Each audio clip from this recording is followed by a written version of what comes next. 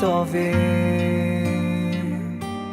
גם בשעות החשוכות של הלילה תמיד יהיה כוכב קטן שיעיר לך את עצמך, את הדרך הביתה. תמיד זה הכי חשוך לפני הזריחה.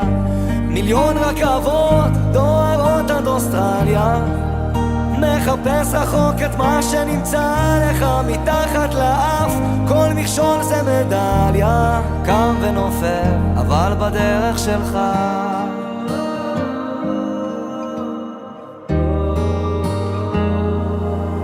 להתמודד עם הפחדים, לקפוץ למים עמוקים, לשחות עד הסוף, להגיע לחוף עד הלילה, להאזין גם לשירים, כי זמרים הם הרופאים הכי טובים שיש למדע להציע.